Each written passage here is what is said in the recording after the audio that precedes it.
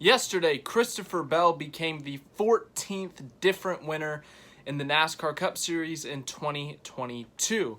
Now, of course, there are 16 spots in the playoffs. So if you win and you're in the top 30 in the points, you're in. What happens if there's more than 16 winners, though? Well, that means the top winners, the top point, then it goes to points as the tiebreaker. The most wins technically is the first tiebreaker, so guys with 2 wins would get in. But then when it comes to single wins, it would come down to points. We're not going to have a 2013 situation where a 13th driver, or in this case a 17th driver, is going to get added to the playoffs. Remember that whole 2013, the Spingate fiasco, where Gordon was added as the 13th driver. I don't think that's going to be happening, but there are currently 14 winners. That means there are 2 spots remaining. Lots of drivers could possibly win. There have, as we have seen, with 14 different winners in the first 22 or so races, 21. I don't know how many races. We have 6 to go, so 20 races. There's been a lot of new winners. There's been a lot of unique winners and a lot of different teams that have won. And some of the teams that haven't won have shown winning speed or potential that they could win. So there's a lot of possibilities for who could win. We could get more than 16. It could be 16 right on the dot. Or we could see a bunch of repeat winners and end up with only 14 or 15. Theoretically, everything is possible. But we are going to look at the remaining drivers, the full-time drivers, their chances at winning, their best shots at winning between now, after New Hampshire, and up to Daytona. What is their best shot at winning and making the playoffs? We're going to go from the back, 31st and lower in points, just those guys. So Cody Ware and LaJoie, it's looking not good. Cody Ware, I don't know how many, he's really far out. LaJoie is 69 points behind 30th in points, and he has to win to get in. But you also got to be in the top 30 in points. So, the checkers or wreckers at Atlanta, they didn't win, but they had their shot. They made their run for it, which, that's great for that team. But in terms of making the playoffs, if they were to win at Daytona, that race, them crashing on the last lap versus finishing top 5, top 10 could be the difference between making the playoffs or not. So, must win for them, but they also got to get into the top 30. Then some of the guys in the top 30, mathematically right now, everyone who's not Martin Truex Jr. or Ryan Blaney is a must-win. Even Kevin Harvick, who is the 17 seed right now, he's 68 points behind. He's a must-win as well, theoretically.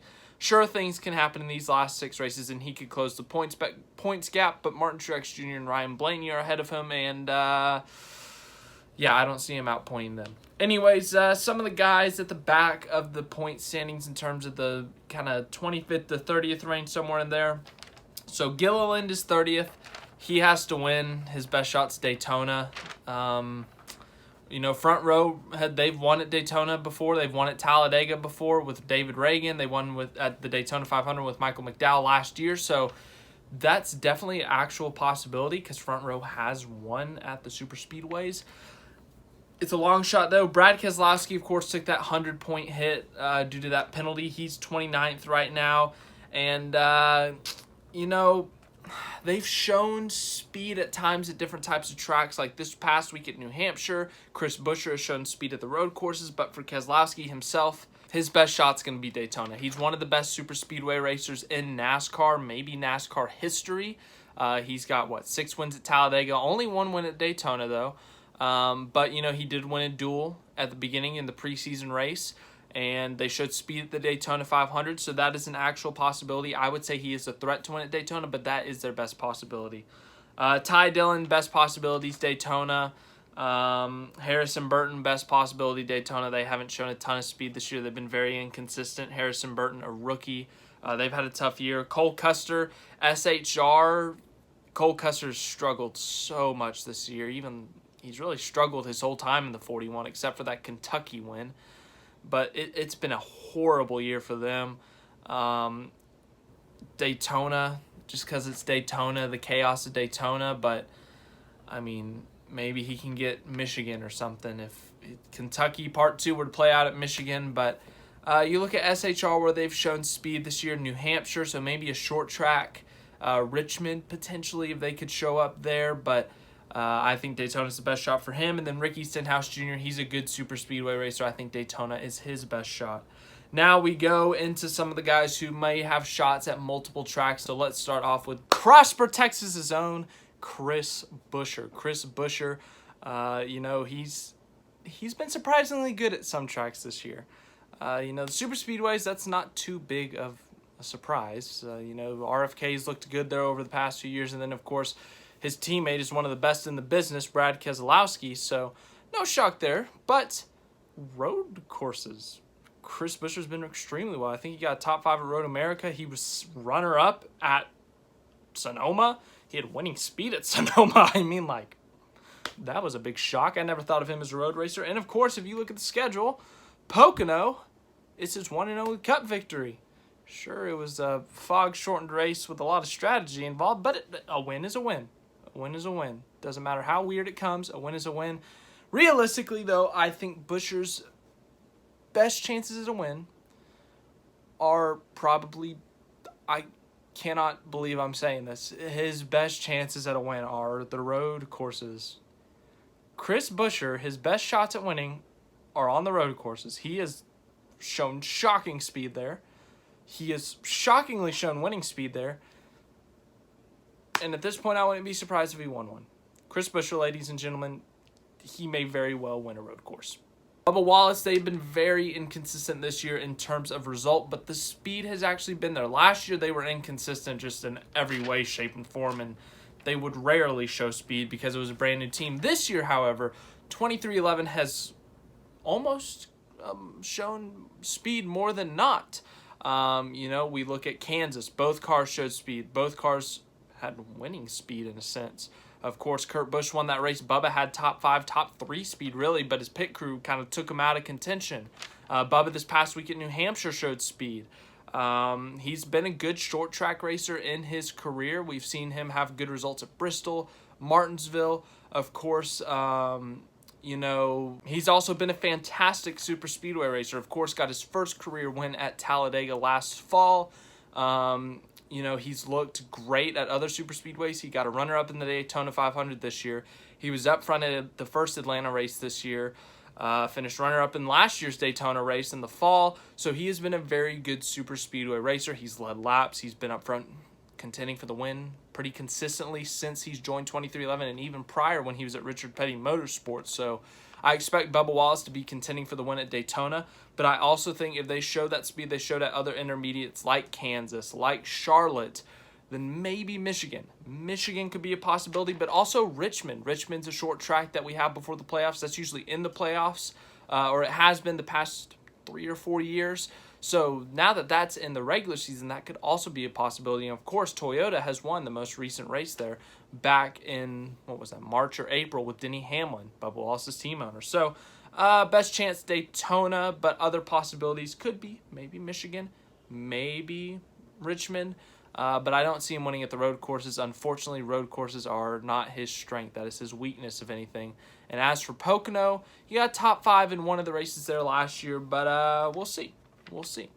Next up, Justin Haley. Justin Haley is a NASCAR Cup Series winner at Daytona. It may have been rain-shortened, and he may have had to luck into it a bit, but he is still a super speedway winner in the Cup Series, and he has also been a superior super speedway racer in the Xfinity Series. So lots of wins in super speedways, especially Daytona.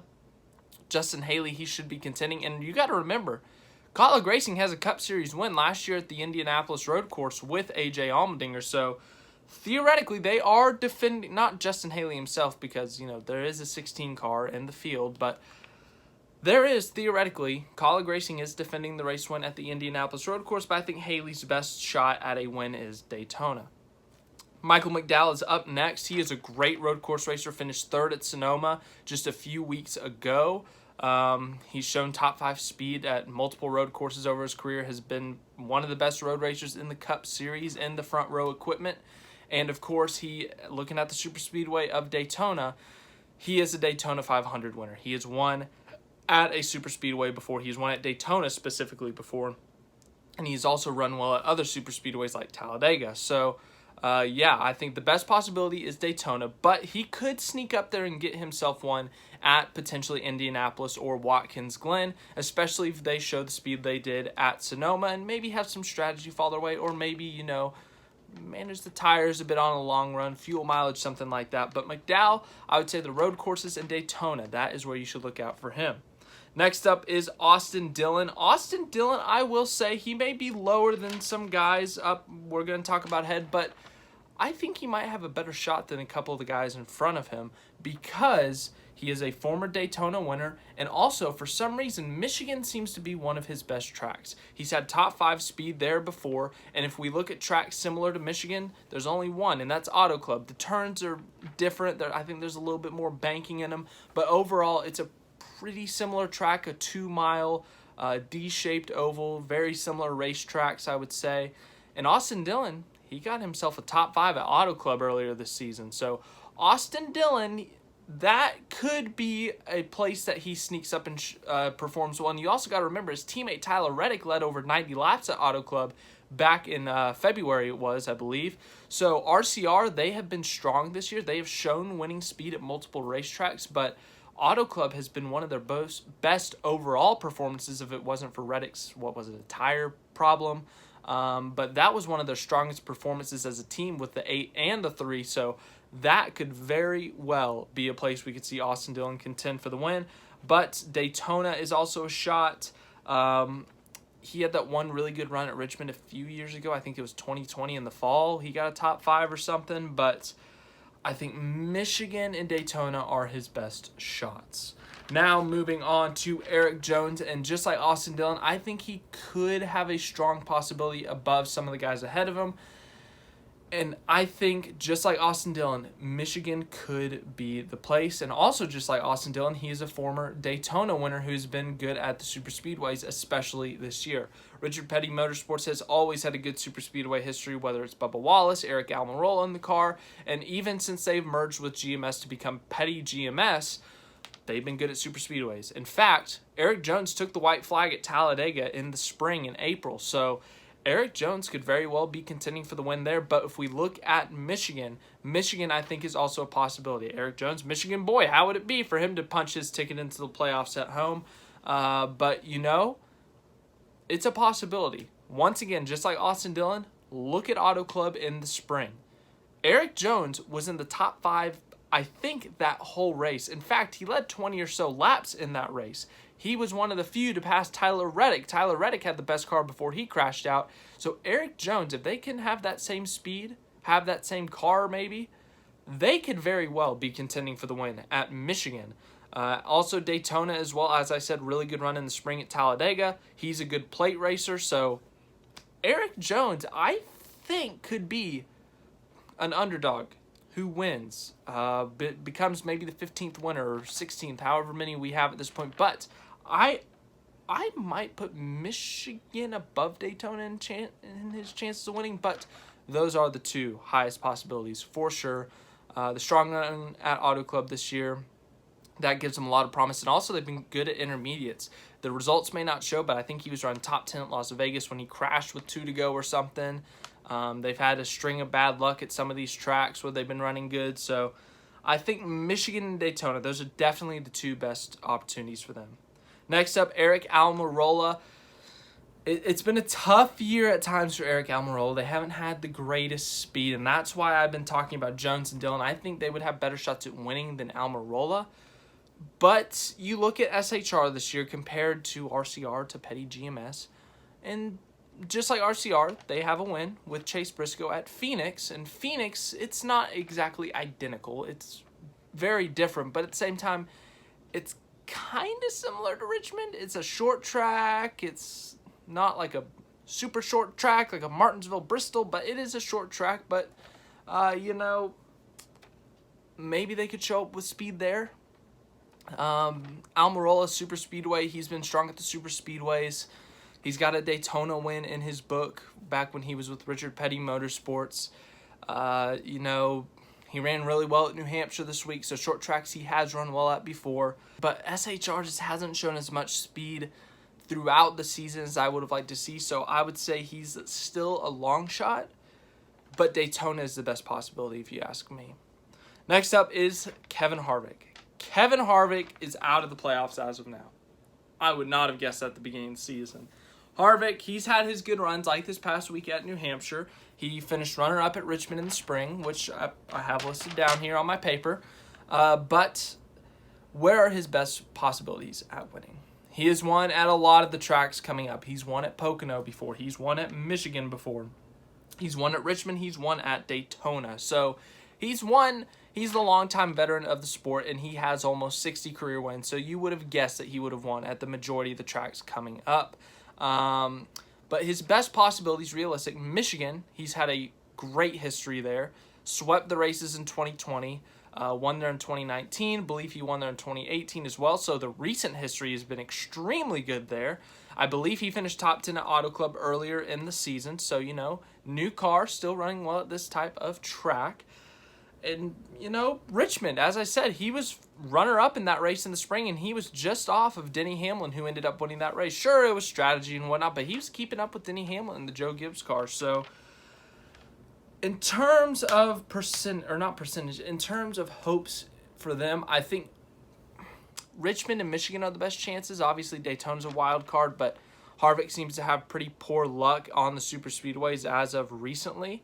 So, did I say RCR? I meant SHR.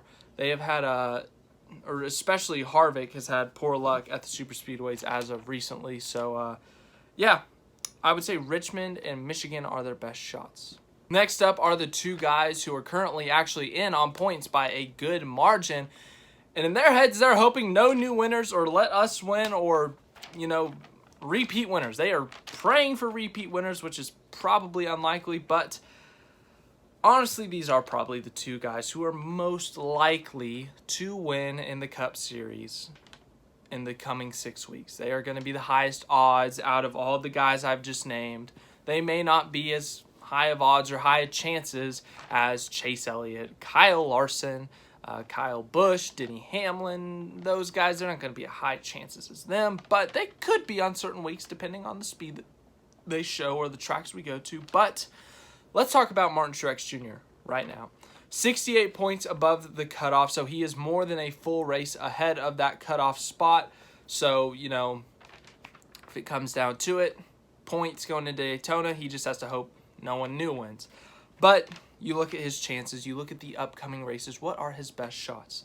He has multiple wins at Pocono. He has multiple wins at Watkins Glen, multiple wins at Richmond, and he is a road course expert, one of the best in the Cup Series at the road courses. He has not had a great year, though, on the road courses with this next-gen car. You look at Sonoma, a track he's been really, really good at in the past few years. He was very bad there, actually. But Truex, they may see that's important right now. They got to do good. They have to win. I would say they're in a must-win situation with how many new winners have been happening, first-time winners and new winners. So I would say they're in a must-win. But you look at the speed they showed at New Hampshire. You look at the speed they've shown at the shorter tracks, especially Joe Gibbs Racing. I would say Richmond right now is actually his best shot. Denny Hamlin won there in the spring. As I said, Truex before that had won the past few races there. He won 2021 in the fall. I think he swept 2019. So he has won at Richmond a lot and a lot recently.